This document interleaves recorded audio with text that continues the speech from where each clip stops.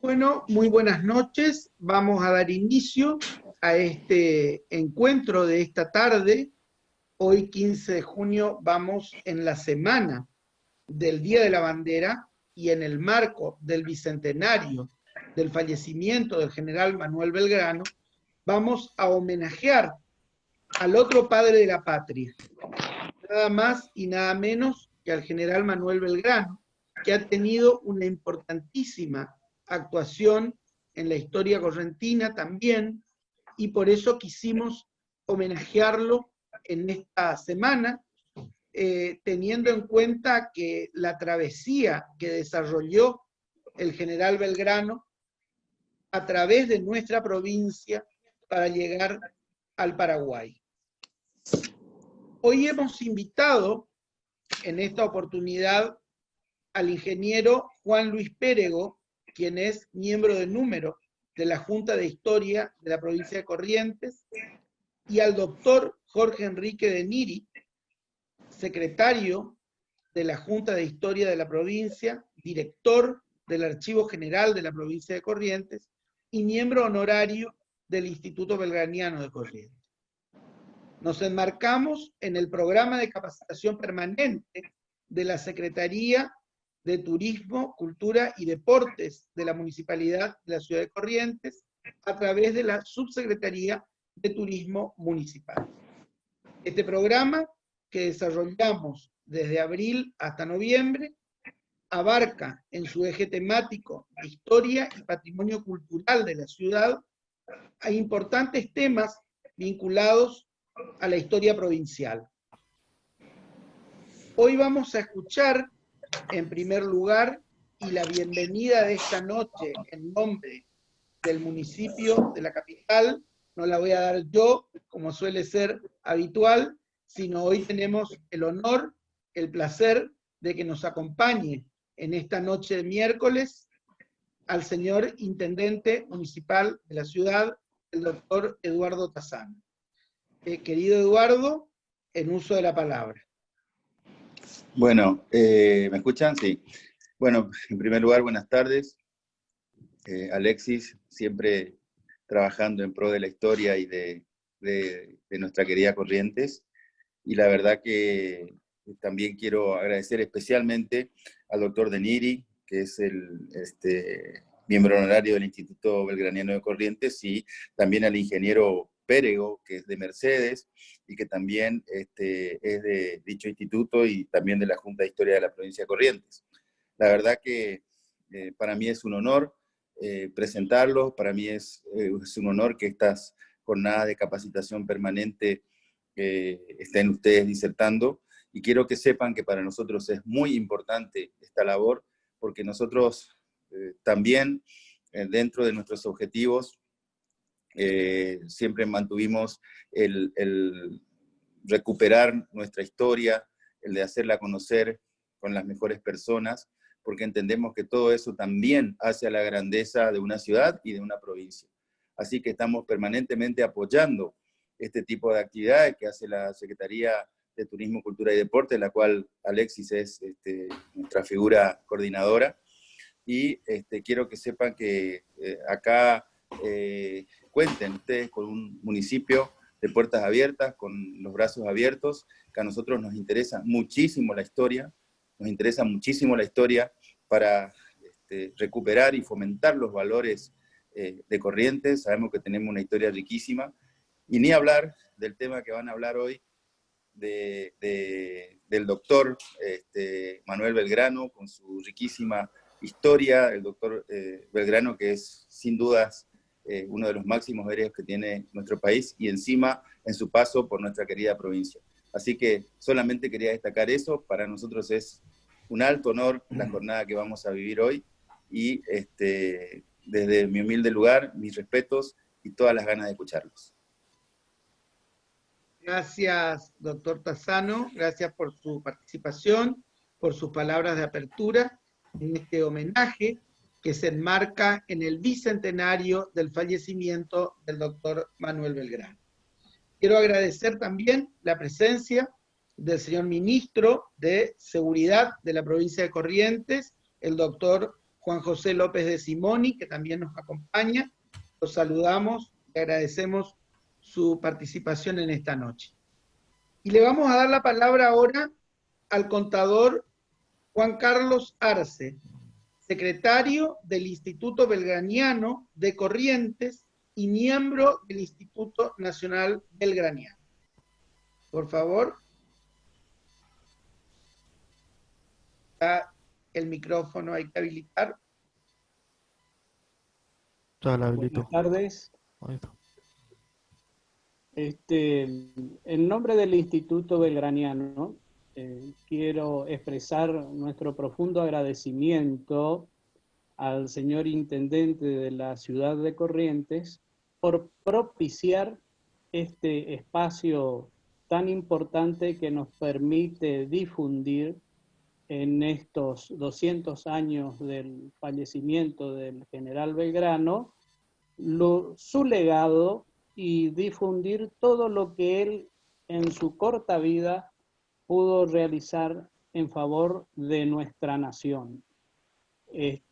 También agradecer al señor Juan Esteban Maldonado Jonas, al señor Alexis Dabat, que con su equipo organiza, planifica y permite que esto se haga realidad. Una gran labor verdaderamente, porque asistimos a varios eventos. Y como dice el señor Intendente, es muy importante y está en los objetivos de la Intendencia difundir la cultura y difundir el conocimiento.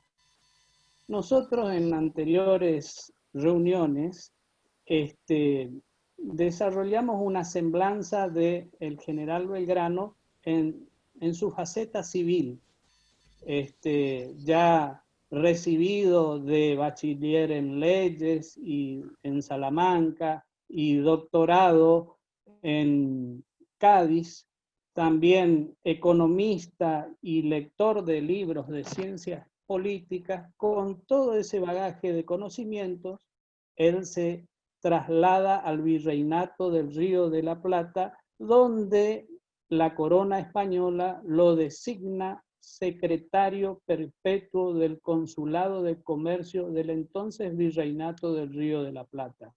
Entre 1794 y 1809, 16 años, él puede desplegar toda su acción civil, puede sentar las bases de lo que él entendía debía ser una nación. Se desarrolló como economista, como abogado, como periodista, y fundamentalmente fue el primer hombre de Estado que habló de educación, educación al pueblo, educación a los indígenas y educación a la mujer, porque él entendía que la mujer como centro del hogar era la que multiplicaba la educación en la zona del virreinato. Así que la mujer para él cumplía un rol fundamental. También fue periodista.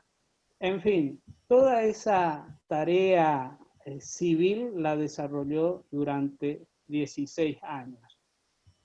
Pero un nuevo rol le tenía reservada la historia al general Belgrano, porque ni bien asumido el gobierno patrio, el primer gobierno patrio, en 1810 se le asigna su primer labor dentro del gobierno patrio como militar. Y bueno, eso fue en el año 1810.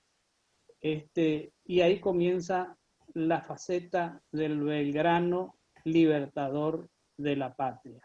Bueno, los amigos que nos continúan, el ingeniero Pérego y el doctor Denil, son historiadores valiosos para nuestra provincia y justamente van a desarrollar en esta charla esa etapa, esa faceta de Manuel Belgrano como hombre de armas en favor de la patria. Entonces el virreinato del Río de la Plata. Así que dejo a ellos y reitero el agradecimiento al doctor Tassano por tener en cuenta como objetivo fundamental de nuestra intendencia y como difundir la cultura, difundir el conocimiento y la historia, como homenaje a los 200 años del general Belgrano, del fallecimiento. Así que muchas gracias y quedamos a escuchar a los amigos. Gracias, contador. Un placer compartir esta noche con usted y que nos acompañe también el Instituto Belgraniano de Corrientes y a través suyo el Instituto Nacional Belgraniano.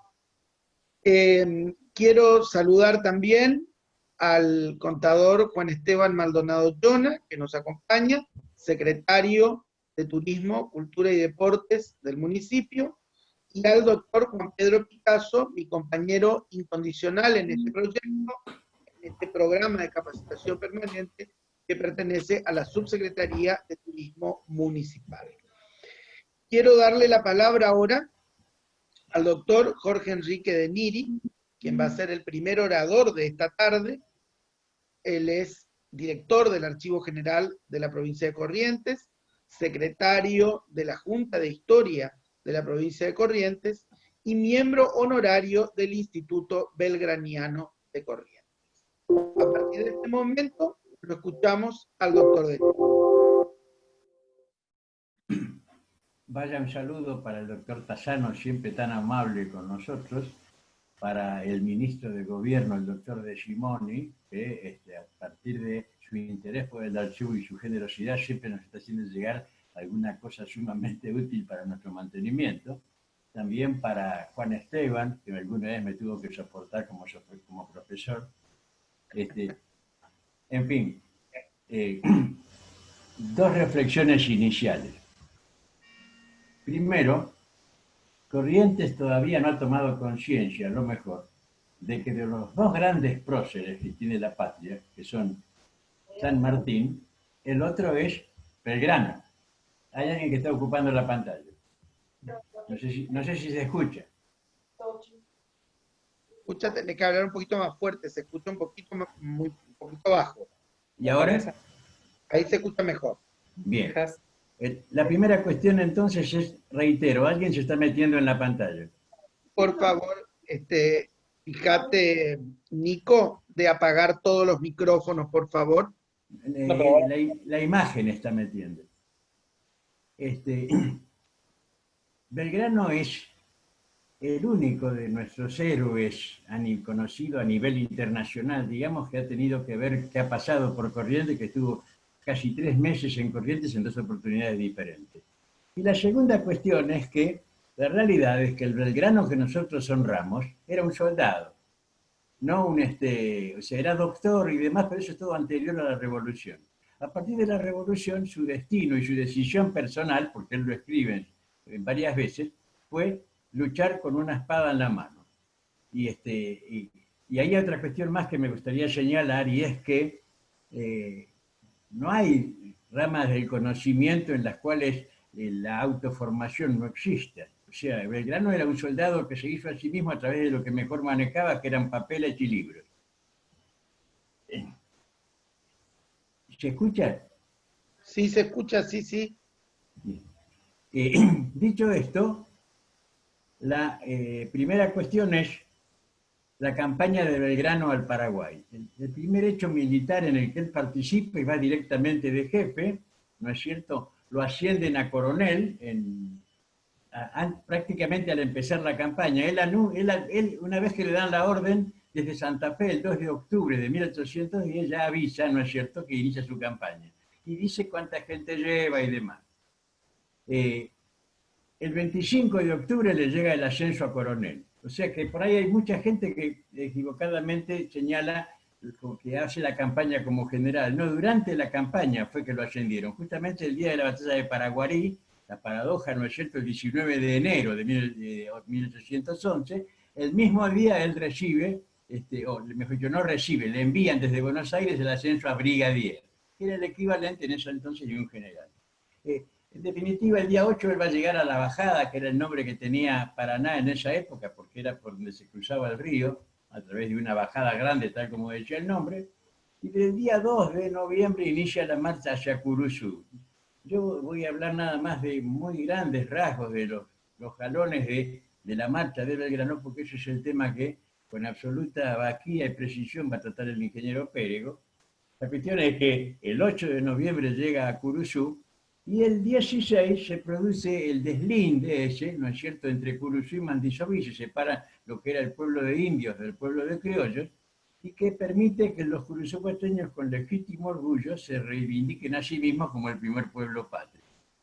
Después sigue, ¿no es cierto?, y el 25, otro hito más, el 25 de noviembre, va a llegar a Concepción. Ahí está toda esa otra cuestión que rodea, ¿no es cierto?, el encuentro de él con el tamborcito de Tacuarí.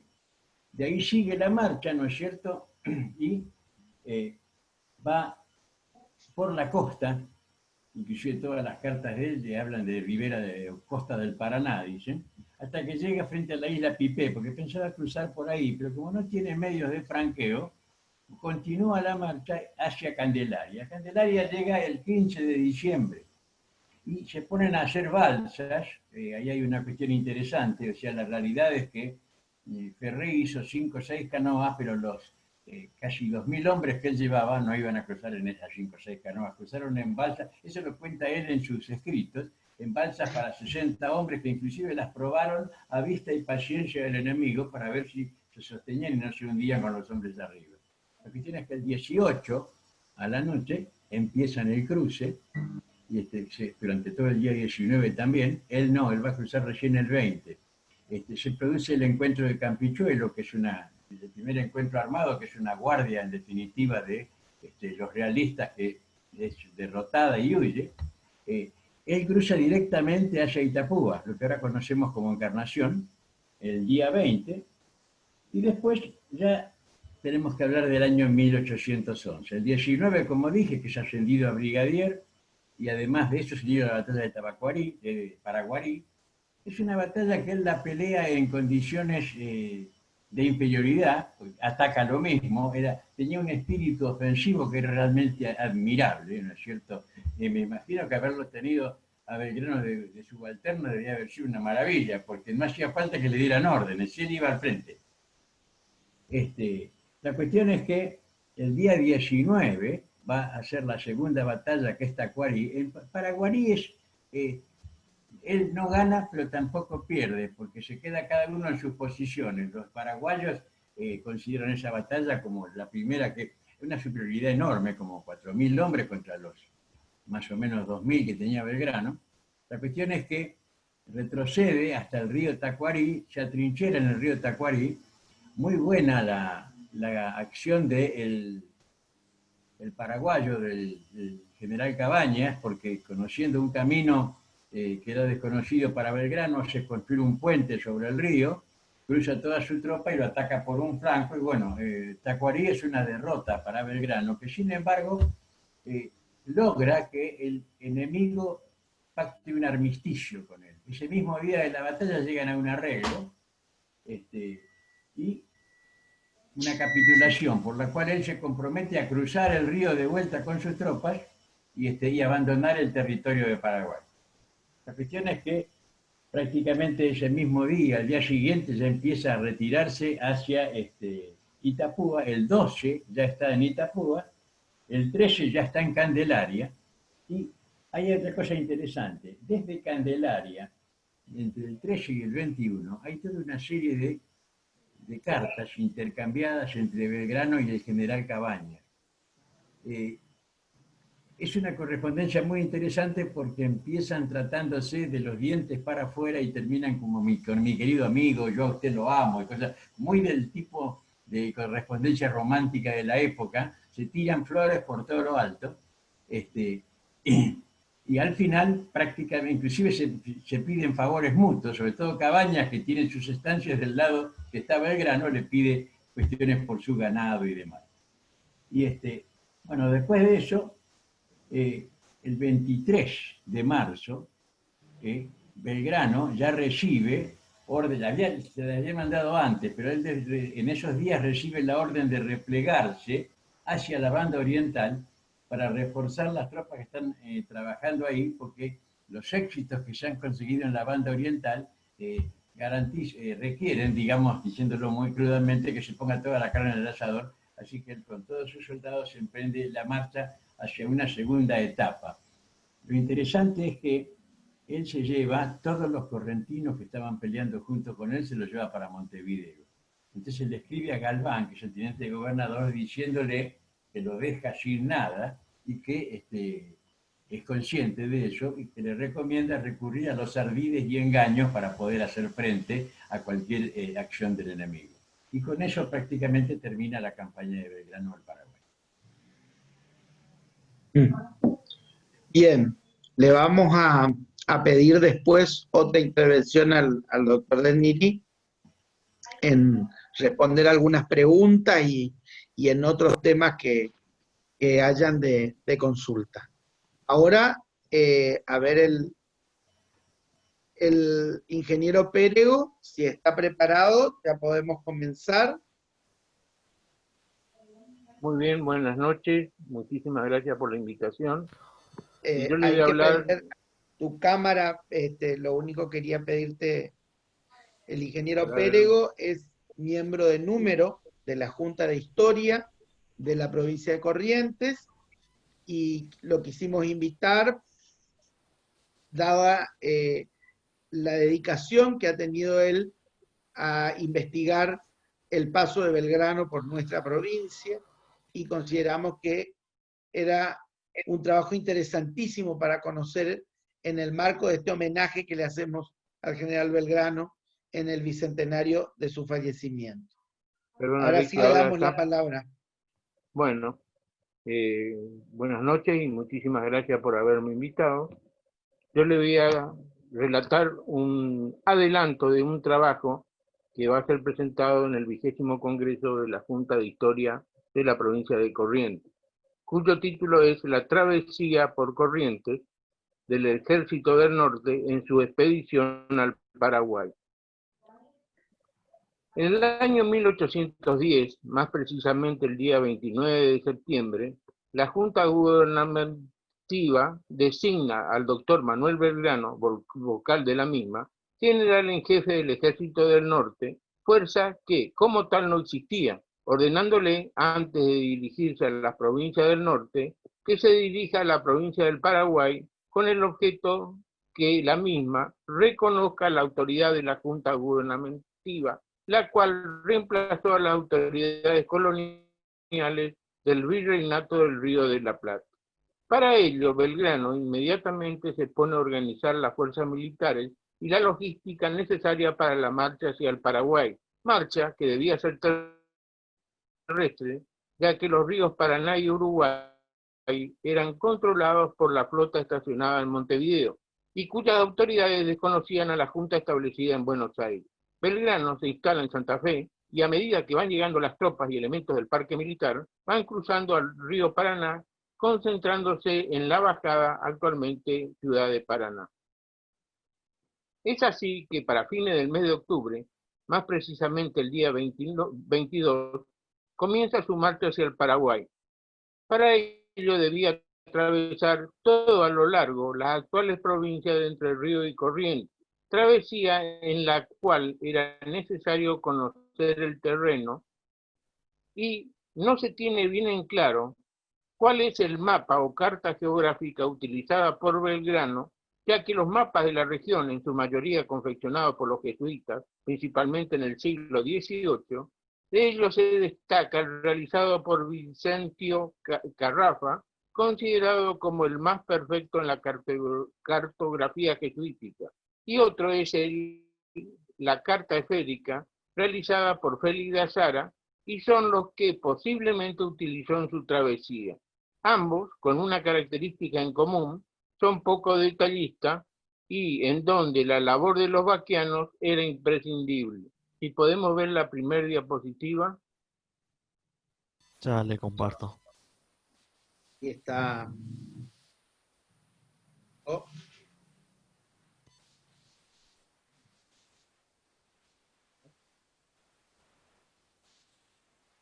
La otra. La que sigue. La siguiente. La siguiente. O sea, los mapas posiblemente utilizados fueron el mapa jesuítico de Carrafa y el de Félix de Azara, que era la carta esférica de toda la región del Río de la Plata. Bueno, lastimosamente no se ve muy bien. Y la característica de ambos era de que los detalles prácticamente no existían, excepto los accidentes naturales, digamos, de gran magnitud, como puede ser el río Paraná, el río Uruguay, la laguna del Liberá. Conocer, digamos, el lugar por donde se recorría era imprescindible para establecer las paradas, los lugares de cruce de cursos de agua, el estado de los pastizales, que era imprescindible en el alimento de los animales, la ubicación de los montes, proveedores de leña y sombra, y todo ello tratando de no revelar en lo posible la marcha y el lugar a donde se dirigían los espías españoles que constantemente estaban, digamos, vigilándolo. De la travesía por el territorio de Entre Ríos, conocemos el camino recorrido en su marcha hacia el límite con Corrientes, gracias a la obra del general Manuel Castrillón, titulada Expedición del Ejército del Norte al Paraguay, quien, con lujo de detalles, describe cada una de las jornadas. Pero cosa contraria sucede en la travesía del territorio correntino, ya que no hay un estudio en donde se describa el camino recorrido detalladamente. Los trabajos referidos a la travesía por territorio correntino, en su mayoría se refieren a hechos puntuales, como ser el ordenamiento urbano de Curuzú, Cuatía y Mandisoví, la fijación de los límites entre Corrientes y Yapeyú, la incorporación del tamborcito de Cacuarí y otros que quedaron en la memoria colectiva de los pueblos, como ser el ombú de Belgrano Mercedes, el sarandí de Candelaria y otros. En esta charla me referiré al camino recorrido por el ejército expedicionario en el territorio correntino, desde el ingreso a Corrientes hasta la llegada a Candelaria, que en ese momento era la capital de Misiones.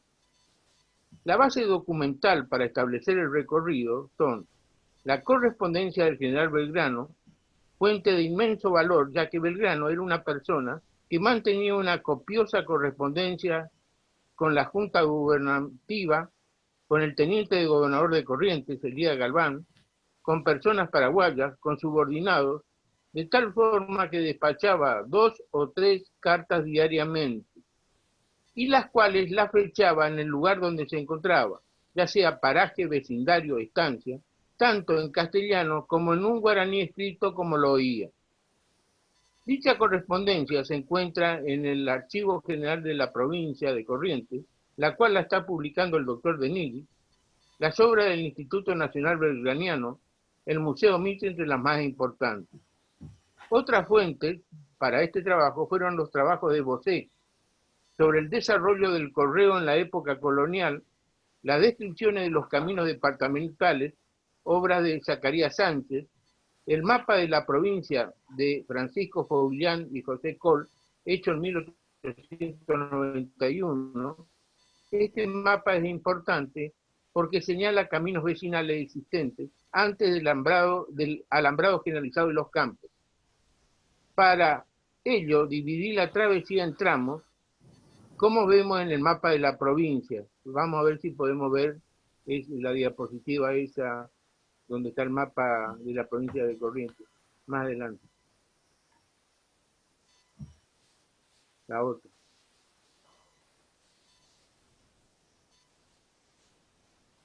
La otra.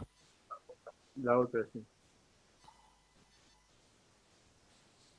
Ahí está. Este mapa más o menos muestra el posible recorrido del coronel Belgrano, desde su entrada en Corrientes por el arroyo Basualdo hasta su llegada a Candelaria.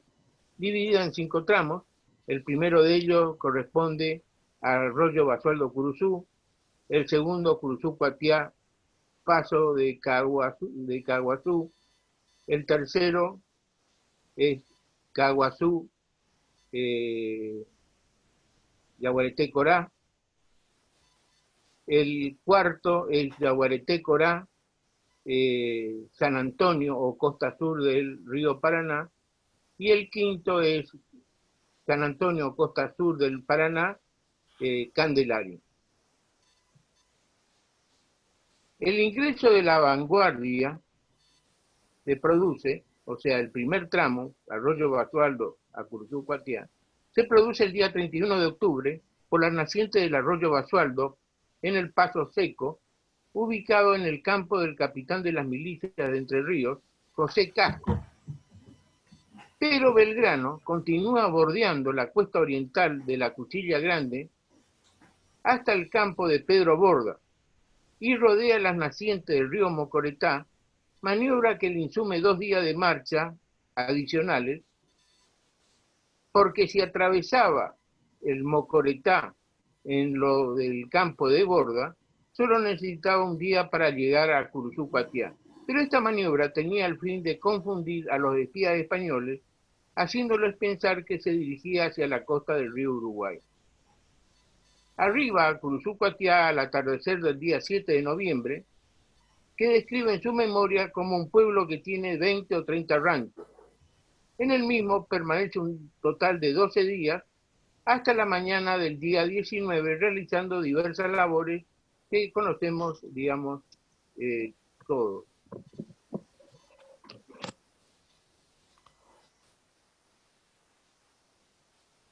El día 19 da comienzo al segundo tramo, que es Curuzú Cuatiá, paso de Caguazú.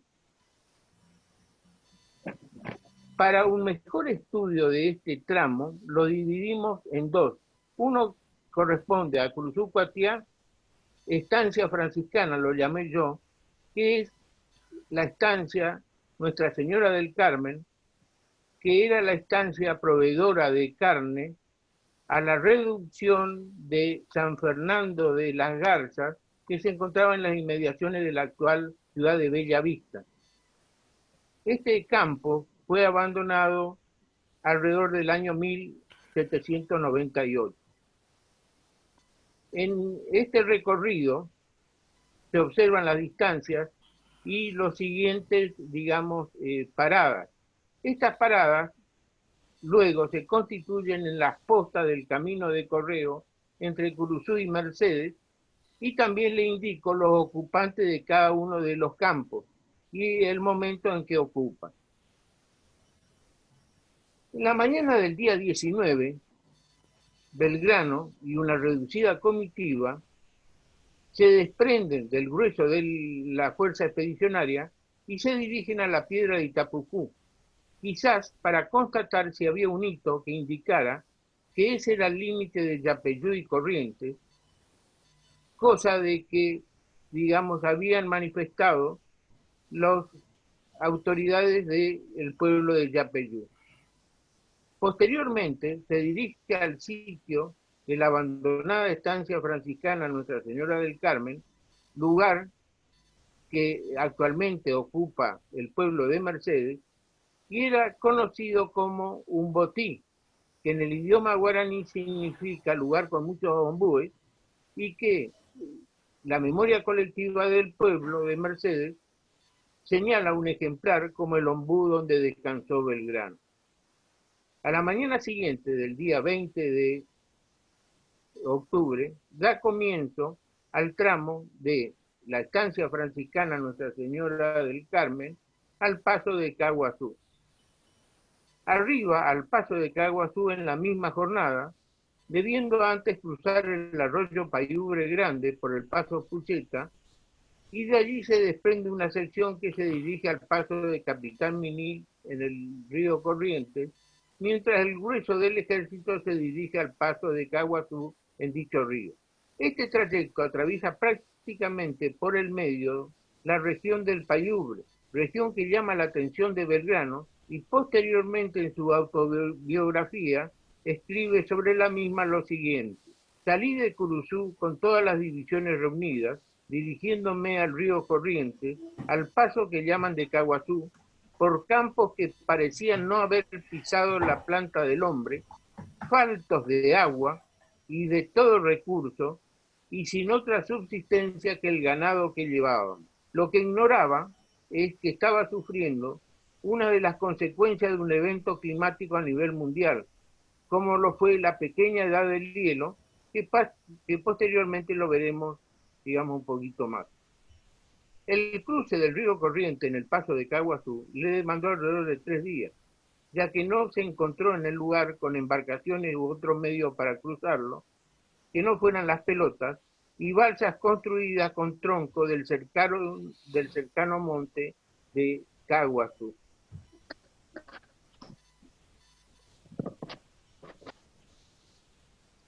Después del cruce, comienza el tramo que es Caguazú, Concepción o Yaguareté, Corá. Lastimosamente, bueno, en la diapositiva no lo vamos a poder ver. En la diapositiva se indican los lugares que atravesó y las distancias de los mismos. Y es a partir de aquí que comienzan el tramo más dificultoso, ya que comenzaron lluvias copiosas y duraderas, alternando días de baja temperatura con días de calor excesivo, tempestades. El terreno por donde transitaba estaba flanqueado por innumerables esteros y bañados, y si fuera poco, asaltado por enjambres de sabandijas, tábanos y mosquitos. De Concepción se dirige en el siguiente tramo al paso de Ibiratangay, que estaba en las inmediaciones del pueblo de Ituzaingó. Este tramo comprendió 4 días de marcha que al finalizar en la costa del río Paraná, lo encuentra Belgrano en un estado de postración, tal como le escribe a Galván el día 4 de diciembre, diciéndole lo siguiente: tengo a la vista los oficios de usted, que contestaré muy pronto, porque estoy cansado de escribir y lleno de incomodidades para ejecutarlo, bajo una ramada en donde estoy 4 días después de marchas, las más penosas, por países habitados de fieras y sabandijas, de cuánta especie es capaz de perjudicar al hombre, llegamos por fin a dicho punto de San Jerónimo. Desde allí comienza el último tramo, que es el tramo de la costa sur del río Paraná a Candelaria. Este tramo se caracteriza por encontrarse con numerosos pueblos de las estancias jesuíticas que estaban levantados a ambos lados del río Paraná, como asimismo el camino real de posta del correo hacia las misiones, que también lo describe Bosé en su trabajo, Las postas de las provincias de Santa Fe, Entre Ríos y Corrientes y Misiones, 1772-1820. En este tramo, en un momento, en la estancia de Santa María, Belgrano se desprende del grueso del ejército expedicionario y se dirige hacia la desembocadura del arroyo Ñaembé, en donde construye y bota una flotilla, principalmente de balsas, para el cruce del Paraná por Candelaria. Elige este lugar porque era una cancha, cancha es un lugar amplio del río y de aguas tranquilas, que, no podía ser observado por los puestos paraguayos de Itapúa.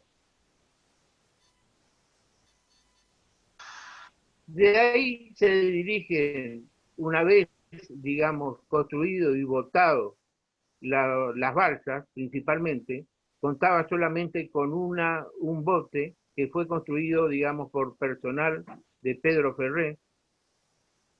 Una vez, botado eso, se dirige a Candelaria, en el cual la vanguardia llega el 15 de diciembre, luego de recorrer aproximadamente 740 kilómetros en 30 días de marcha, si bien le insumió 70 días que incluía los descansos.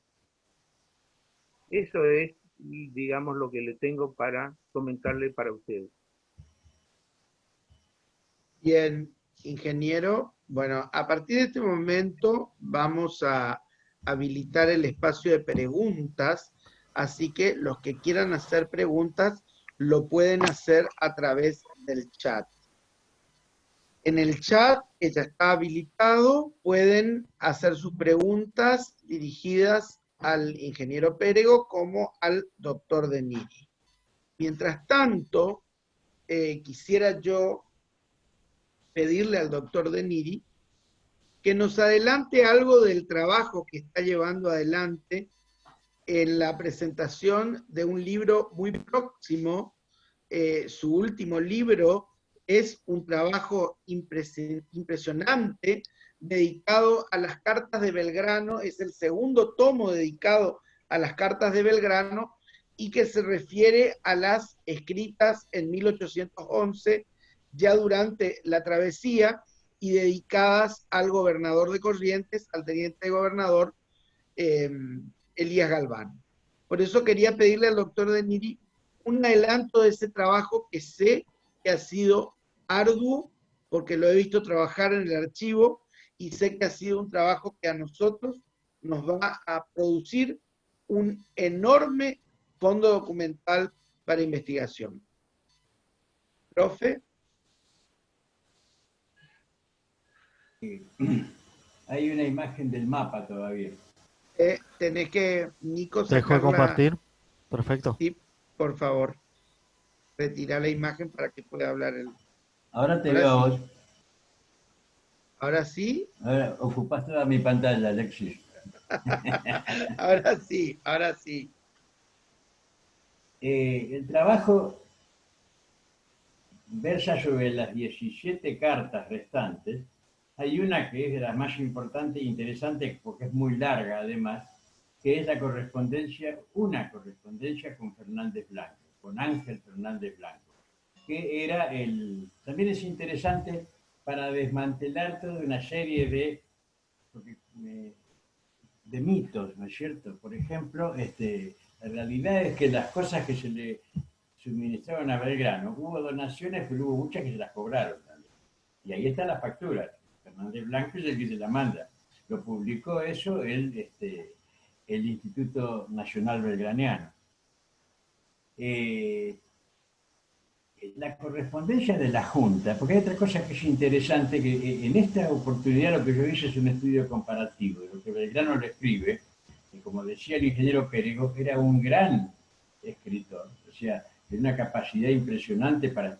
Se ve que cada vez que hacía un alto le mandaba cartas a todos sus corresponsales importantes, le mandaba órdenes a Galván y le contaba exclusivamente lo mínimo indispensable que aparentemente él pensaba que necesitaba saber. Después las cartas a la Junta, que también son de dos niveles, porque las cartas que aparentemente están dirigidas a todos los vocales no son tan explícitas ni entran tanto en detalle como las cartas que le dirige, por ejemplo, a Saavedra, que hay una amistad particular y que son cartas particulares. Están los oficios, por un lado, que son de carácter oficial, y las cartas de la correspondencia privada por el otro. Y después lo que escribe dirigiéndose a Galván, que es lo que tenemos en el archivo fundamentalmente, que ahí aparece, por ejemplo, el problema fundamental que tuvo durante toda la marcha es el problema del ganado. O sea, los caballos y los animales que eran para racionar. Prácticamente la alimentación fue exclusivamente como en todos los ejércitos nuestros del siglo XIX, era todo carne, y paremos de contar. Y después los pedidos que hace, también él se queja porque no llegan en tiempo, las cosas no le llegan. Como dijo el ingeniero, la realidad es que el lugar por el que él maniobraba, los caminos que tenía que, campo traviesa, por donde tenía que ir, eran lugares que eran de muy difícil acceso, y entonces evidentemente por eso era que las cosas no le llegaban. Y aparte también otra cosa de la que él se queja es de un poco la fantasía que se hace respecto, dice, que le iban a mandar 4.000 caballos, pero le mandaron 680, y una diferencia numérica muy grande, y él lo hace notar eso. Señala que las donaciones han existido, pero no han sido ni tantas ni tan importantes como aparece, por ejemplo, publicado en la Gaceta. Por ahí historiadores posteriores ponen inclusive en la lista de donaciones a gente que no figura en la Gaceta, que aparece como donando cosas, algo que lo hayan donado por algún resorte aparte que todavía yo no lo pude encontrar, pero no. De manera que, sí, es cierto, es una correspondencia muy rica, pero sobre todo para ver lo vivaz que era el espíritu de Belgrano, la capacidad que tiene para reponerse de los golpes. No nos olvidemos que Belgrano es un hombre que a lo largo de su carrera militar, empieza con la revolución y termina cuando se muere prácticamente, es un hombre que tuvo triunfos que son los más importantes de todos, si se quiere, porque Salta y Tucumán son los que salvan la libertad, y tuvo importantes derrotas, no solamente la de Paraguarí, que es una acción incierta o una derrota como la de Tacuarí, sino que después en Vilcapugio de Ayohuma también fue derrotado.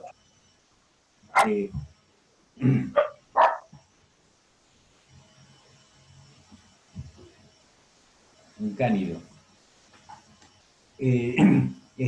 Ahora es impresionante a través de la correspondencia cómo se ve como él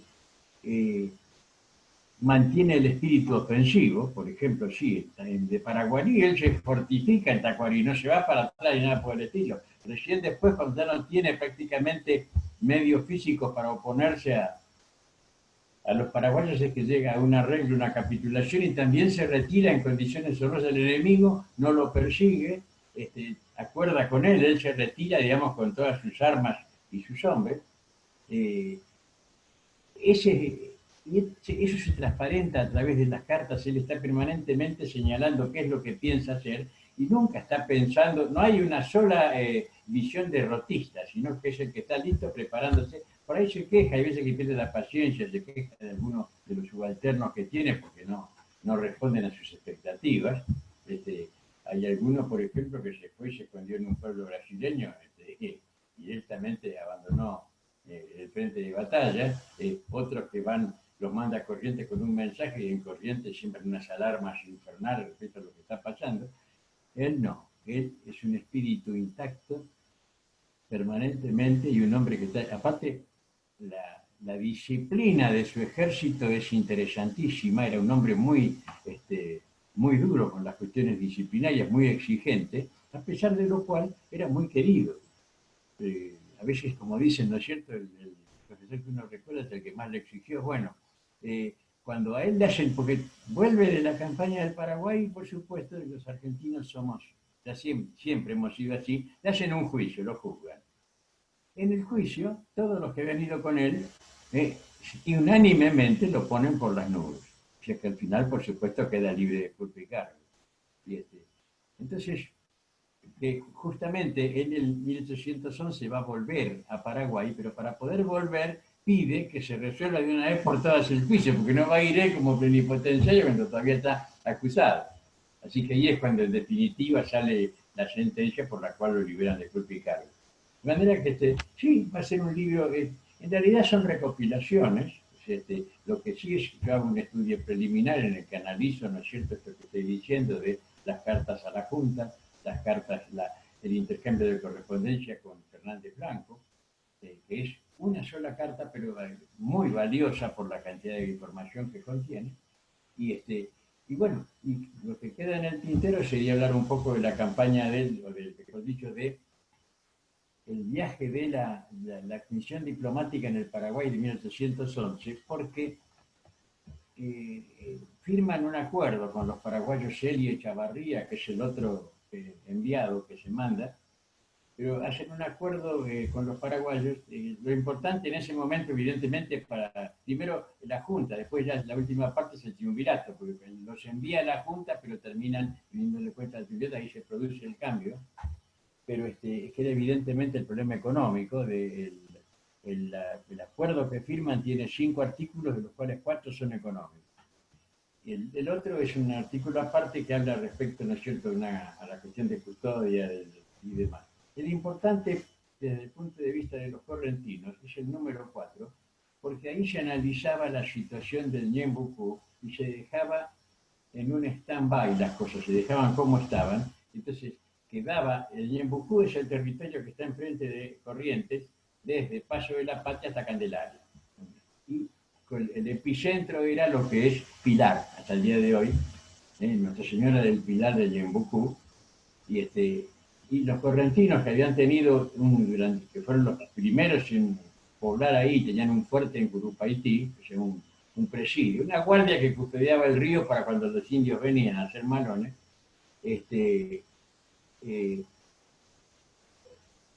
En ese acuerdo queda no solamente el Ñembucú en manos paraguayas, sino también Candelaria. O sea que la parte de Misiones en la que estaban ocupando los paraguayos, se acuerda que siga así hasta tanto se reúna un congreso y decida, o sea que queda en el aire eso. Cosa que los historiadores correntinos tradicionales le han echado en cara a Belgrano. Él fue con una orden, sin embargo. O sea, por ejemplo, Mantilla no habla muy bien de él. Entonces, yo creo que tal vez esa es una de las dice que lo único de bueno que hizo fue pasar por Curuzú y hacer una cosa muy sencilla. También desvirtúa un poco la importancia de lo que hizo en Curuzú. Y por supuesto también le echa en cara que por culpa de él se perdió el Ñembucú. Y no es así. Primero que no se perdió, sino que quedó, digamos, bajo un paraguas hasta a futuro. Y aparte la misión en la que lo mandaron era los arreglos económicos respecto de la hierba, de la cabala, de todo eso, que era lo que en ese momento la revolución tenía dos problemas que son los de siempre. El number one para la Argentina desde antes de existir era la batata. ¿No es cierto? Como bien podrá decirlo el contador. Y el otro problema eran los hombres, los soldados. La necesidad de reclutar hombres.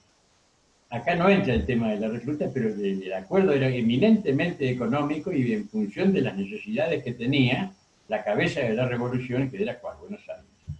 Bueno, creo que eso es todo.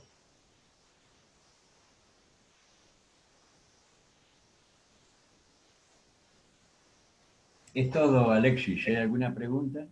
Exacto, hay preguntas, así que por eso voy al chat.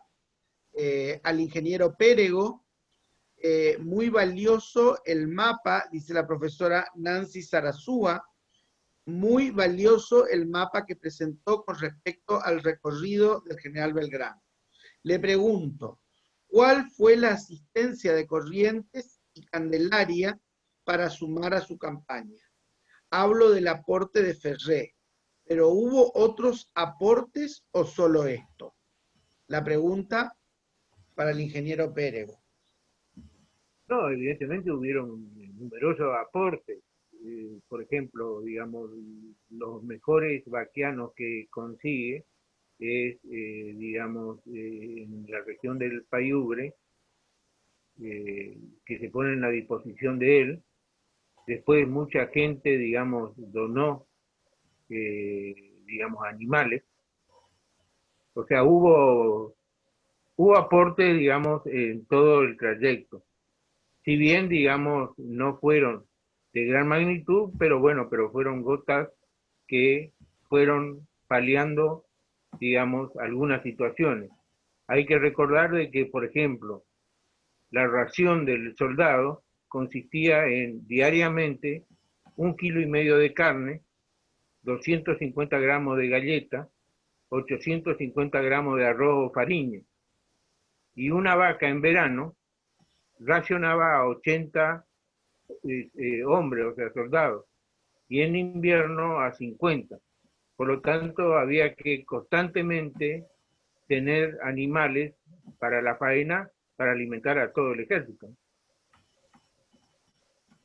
Una de las cosas en las que él se queja justamente a Fernández Blanco es que dice que más allá de los donativos, él se vio obligado a invertir mucho del dinero que llevaba en comprar animales.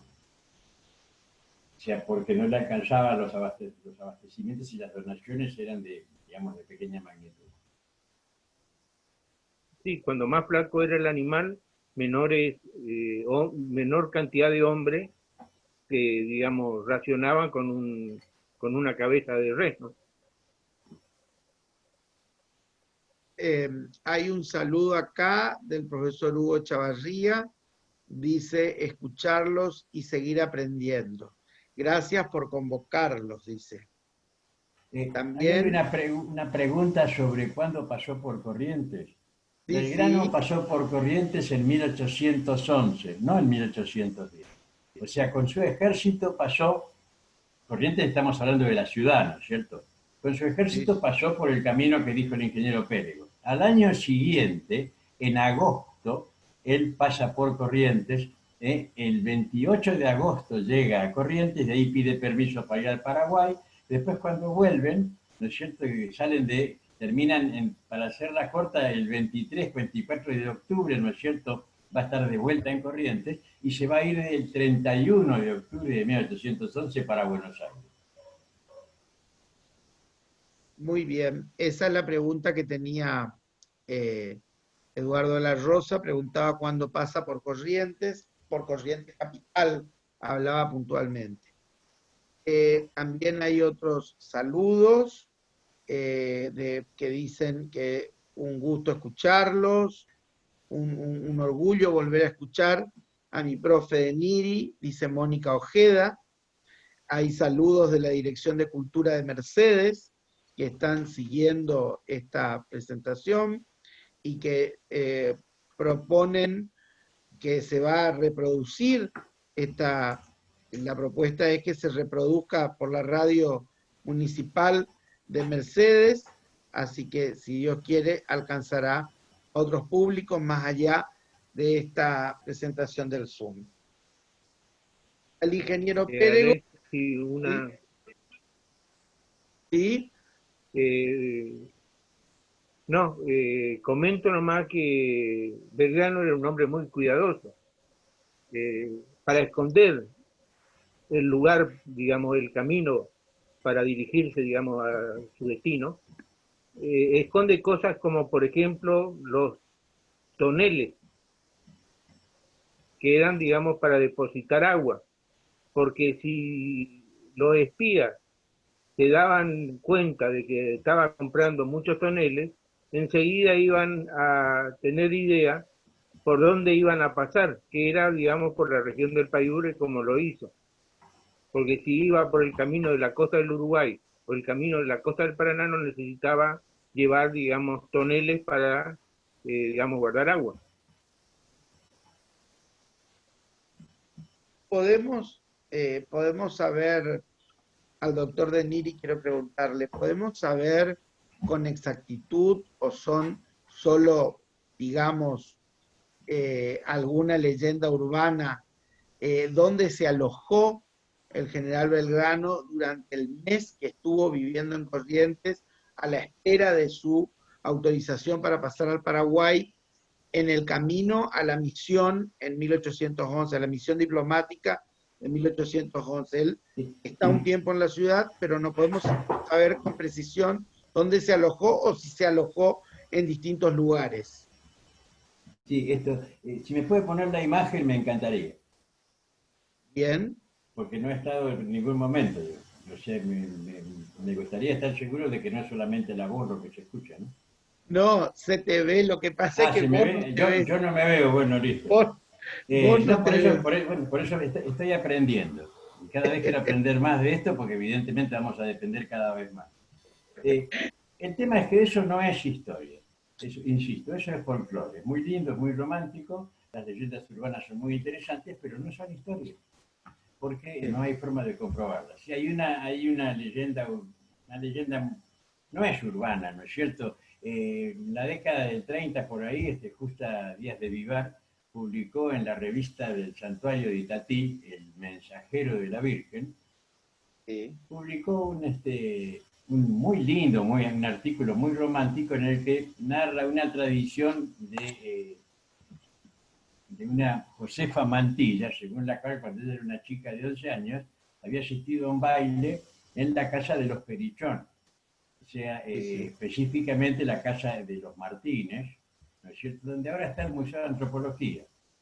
Y en ese baile había concurrido la hermana de Fernández Blanco, y que parece que era realista, según cuenta ella, y cuando Belgrano llega a Corrientes, le pide permiso para ir a visitarla y ella le hace contestar que no, porque ella no recibe a generales de papel, refiriéndose justamente a que Belgrano era más conocido como abogado, como leguleyo, que como soldado, y de una forma despectiva. Y entonces el hermano, Ángel Fernández Blanco, le dice, no, mirá, escúchame, por favor, qué sé yo, no podés dejar de recibirlo. Entonces ella, como disculpa, digamos, le manda una fuente llena de masas y de dulces que había hecho ella, y entonces cuando se produce el baile, ahí se encuentran.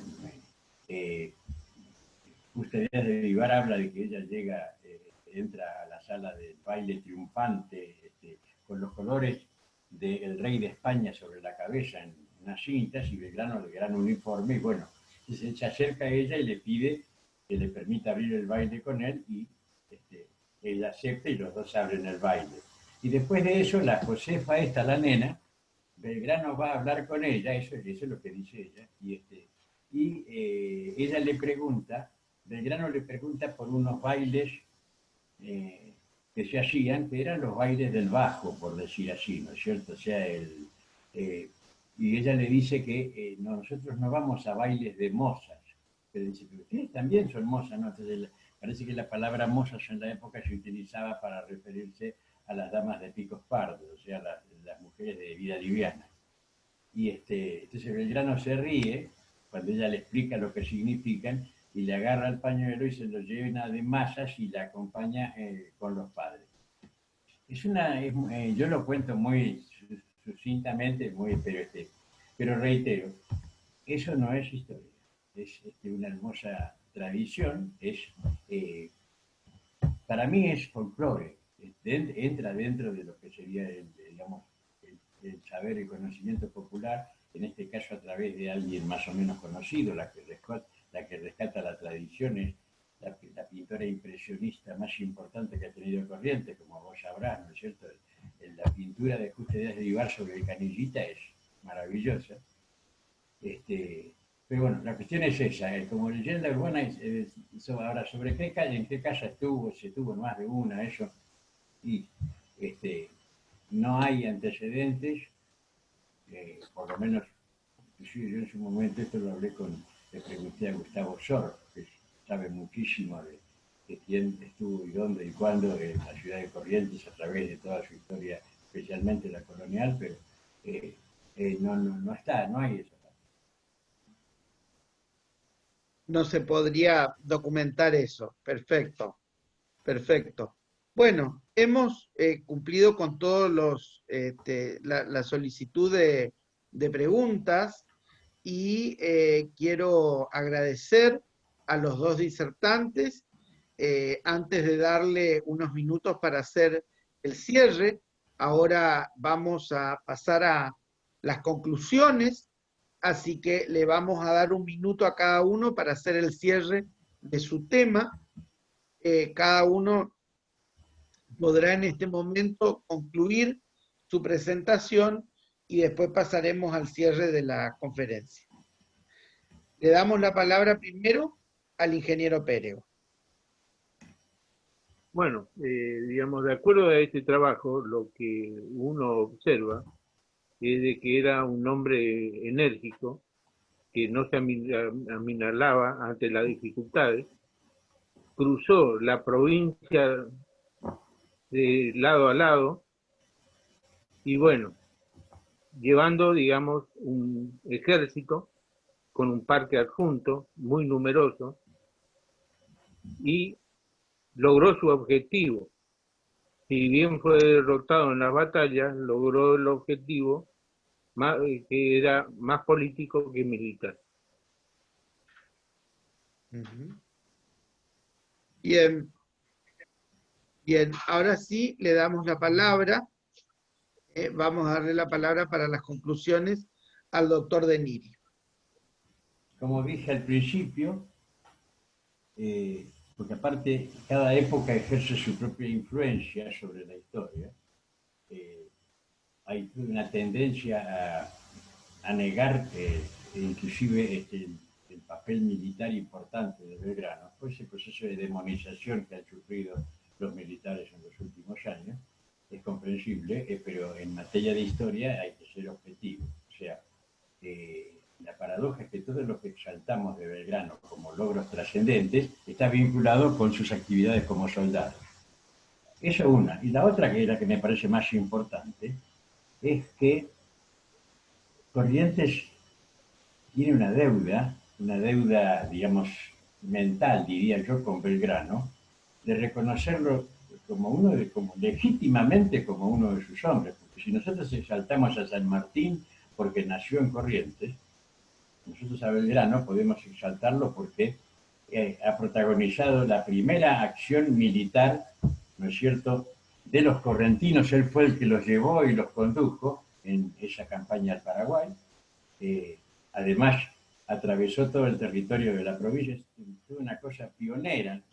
La entrada en la historia militar argentina de la revolución de Corrientes y de los correntinos se hace bajo el mando del general Belgrano, coronel primero, y ya estando en el Paraguay asciende a brigadier, que era el equivalente a un general.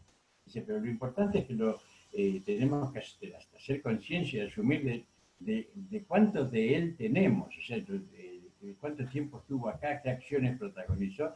O sea, los salteños que estuvo allá peleó una batalla, armaron un escándalo con el tema de la importancia de Belgrano, y lo mismo los tucumanos.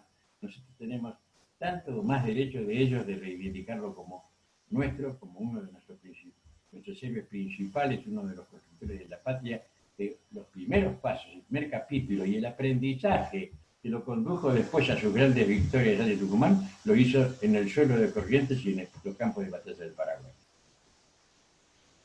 Muy bien. Gracias, doctor De Niri. Quiero agradecer especialmente la participación de los dos, del ingeniero Pérego, del doctor Jorge Enrique De Niri. Quiero agradecer, y ha sido un gusto también, que nos haya acompañado Juan Carlos Arce, secretario del Instituto Belgraniano de Corrientes.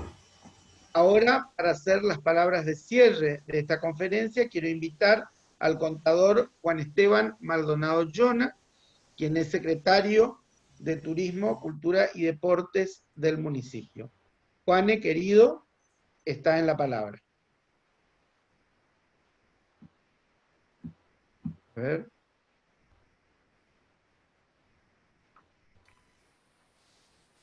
A ver. Parece que no está conectado. ¿Que no está conectado? Bueno, estaba conectado recién. Bueno, se habrá desconectado un momento, aparentemente, porque estaba conectado. A ver. No, no está. Juan Pedro está.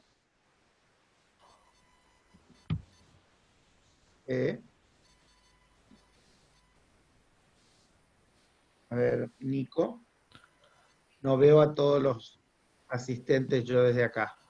Sí, le estoy buscando por nombre y no está tampoco acá. No debe estar Juan Pedro, pero recién lo estuve viendo yo. Bueno, nos vamos a despedir entonces. Quise darle la palabra, pero evidentemente no pudo acompañarnos hasta el final. Seguramente se desconectó por alguna reunión posterior, porque estamos con muchas actividades simultáneas en este horario del Zoom. Este es el horario en el que se superponen todas las actividades del Zoom, así que lamentablemente es así. Bueno, quiero agradecer acá, hacer un agradecimiento entre las salutaciones que tenemos que agradecer, es a la Dirección de Cultura de Mercedes, agradecidos por la convocatoria, saludan a todos, y de parte del señor Ministro de Seguridad de la provincia de Corrientes, el doctor Juan José López de Simoni, querido amigo, dice: muchas gracias, felicitaciones a ambos expositores y a la municipalidad por esta oportunidad de escuchar datos interesantes de nuestra historia. Gracias, Juanjo, por tus palabras. Y ahora sí, agradecemos a todos por su participación, por acompañarnos en esta noche en el marco del programa de capacitación permanente de la Secretaría de Turismo, Cultura y Deportes a través de la Subsecretaría de Turismo Municipal. Hoy quisimos homenajear al general don Manuel Belgrano en el marco del bicentenario de su fallecimiento. Esta semana del Día de la Bandera recordamos al general Belgrano y su paso por la provincia de Corrientes. Gracias a todos por acompañarnos y nos volvemos a reencontrar como todos los miércoles a partir de las 19 en este espacio dedicado a la historia y al patrimonio cultural de nuestra ciudad. A todos, muchas gracias y hasta el próximo encuentro.